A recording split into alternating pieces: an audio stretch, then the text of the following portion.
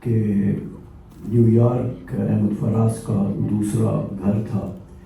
تو اس دوسرے گھر کے بہت سے لوگ جو اس محفل میں موجود ہیں وہ احمد فراز کی شخصیت کے اس پہلو سے واقف ہیں جو یہاں انہوں نے دیکھی. تو میں نے سوچا کہ میں احمد فراز کے پہلے گھر کے بارے میں بات کروں گا. وہ گھر جہاں ان کی شاعری کی نشو و نما ہوئی، جہاں انہوں نے شاعری کا آغاز کیا. تو اس کے لیے میں نے ایک مضمون لکھا ہے. میں بات تو پھر بدی کرنا چاہ رہا تھا، لیکن اس میں کچھ کوٹیشنز ایسی ہیں جن کا بیان کرنا ضروری تھا، تو اس کے لیے میں نے اسے لکھ لیا ہے. اس مضمون کا عنوان ہے احمد فراز اور پشاور کی ادبی محفلیں. احمد فراز کے فن اور شخصیت کے بارے میں پاکستان کے شعراء اور نقادوں کے علاوہ مغربی ممالک میں بھی اردو کی شعری روایت سے وابستہ لوگوں نے بہت کچھ لکھا ہے. ایک فعال اور متحرک شخصیت ہونے کی وجہ سے احمد فراز کا برطانیہ، امریکہ اور کینیڈا آنا جانا طویل عرصے تک لگا رہا. ان ممالک میں انہیں قدر و منزلت کی نگاہ سے دیکھا گیا اور ان کے فن کی پذیرائی بھی ہوئی. اس قدردانی اور آؤ بھگت کے باوجود فراز کا رشتہ اپنی دھرتی سے ہمیشہ قائم و دائم رہا. ان کی افتاد طبع نے انہیں اجنبی شہروں میں زیادہ دیر تک رہنے نہ دیا. دراصل کسی بھی تخلیقار کی اپنے دیس اور زبان سے محبت کی جڑیں اس کی اپنی زمین میں ہوتی ہیں. اس کی زندگی کے سفر کے دوران میں جو چھوٹے بڑے پڑاؤ آتے ہیں وہ اس کی منزل نہیں ہوتے. فراز اپنی متاع جاں جس شہر دلربا کے حوالے کر چکا تھا اس کے بارے میں اس نے بہت پہلے کہہ دیا تھا، روم کا حسن بہت دامن دل کھینچتا ہے، اے میرے شہر پشاور تیری یاد آئی بہت. احمد فراز اور پشاور کا تعلق اتنا گہرا، عمیق اور پختہ ہے کہ اس کے بارے میں بہت کچھ کہا جا سکتا ہے. اس کا آبائی شہر کوہاٹ پشاور سے 40 میل دور پہاڑوں کے دامن میں واقع ہے. انہوں نے ابتدائی تعلیم بھی وہاں حاصل کی تھی.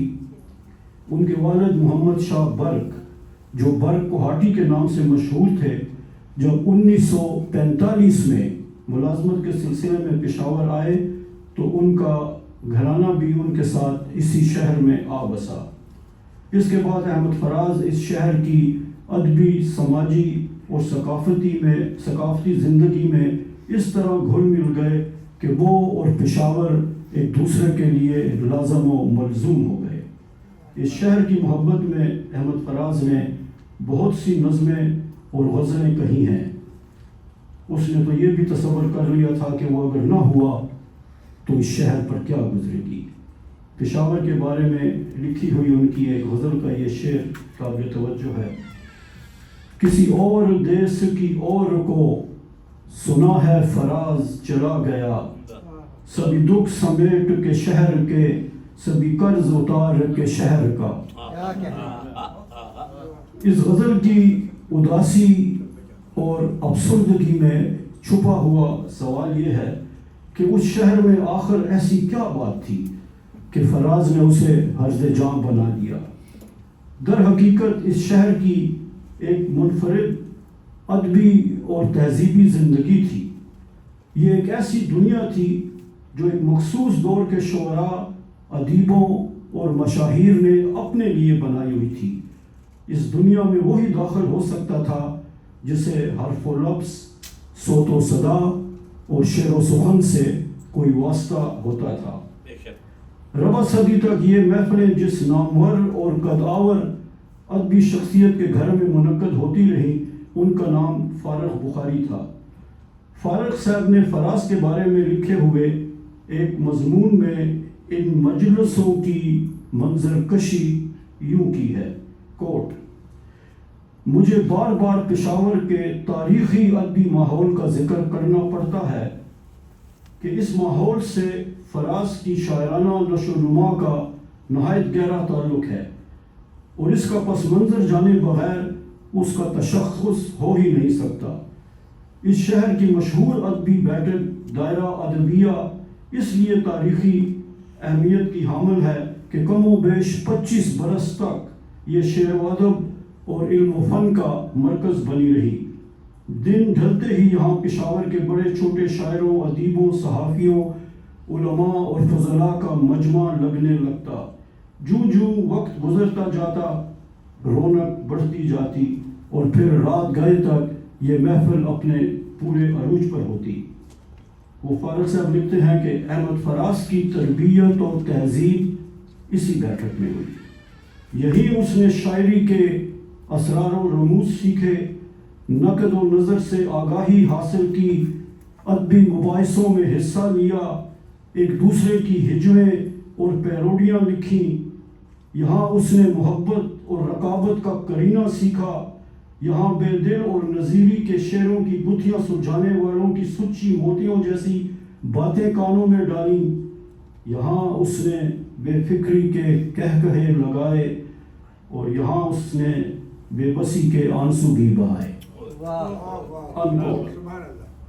فارغ صاحب نے جس دائرہ ادبیہ کا ذکر کیا ہے اس کے مدار المہام ایک ممتاز اور بلند آہنگ شاعر ضیاء جعفری تھے۔